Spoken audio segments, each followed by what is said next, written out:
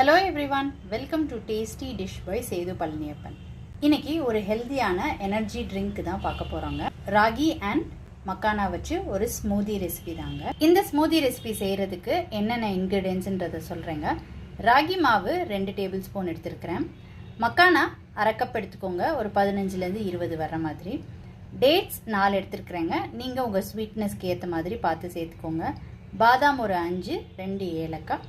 டேட்ஸுக்கு பதிலாக நீங்கள் honey use பண்ணுறதுனாலும் use பண்ணிக்கலாங்க. எடுத்து வச்சிருக்கிற 2 டேபிள் ஸ்பூன் ராகி மாவை ஒரு பவுலில் சேர்த்துருக்குறேங்க. இதில் அரை டம்ளர் தண்ணி சேர்த்துக்கிறேன். இதை கட்டி இல்லாமல் கரைச்சி எடுத்துக்கலாம்.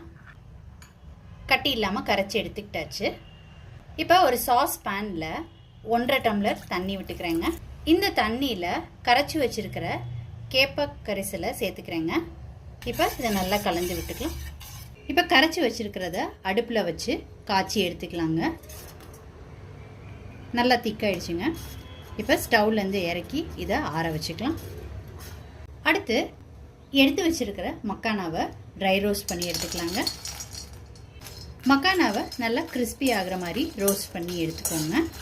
இது ஒரு பிளேட்டுக்கு மாற்றி ஆற வச்சுக்கலாம். அடுத்து எடுத்து வச்சிருக்கிற பாதாமும் ஏலக்காவையும் ரோஸ்ட் பண்ணிக்கலாங்க.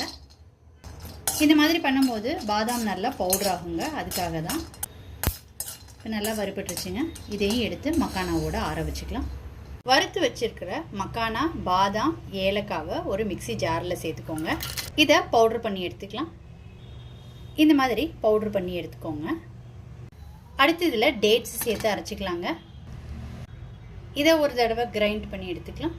டேட்ஸை போட்டு அரைச்சி எடுத்துக்கிட்டாச்சுங்க. ராகி மிக்சரை சேர்த்துக்கிறேங்க. அடுத்து இதில் பால் அரை டம்ளர் சேர்த்துக்கிறேங்க. காய்ச்சி ஆற வச்ச பால். இப்போ இது எல்லாத்தையும் கிரைண்ட் பண்ணிக்கலாங்க. எல்லாத்தையும் ஒன்று சேர்த்து நல்லா அரைச்சி எடுத்துக்கிட்டாச்சுங்க. இப்போ விருப்பமான நட்ஸ் வச்சு கார்னிஷ் பண்ணிக்கலாங்க. ராகி மக்கானா ஸ்மூதி ரொம்ப சூப்பராக ரெடி ஆயிடுச்சுங்க.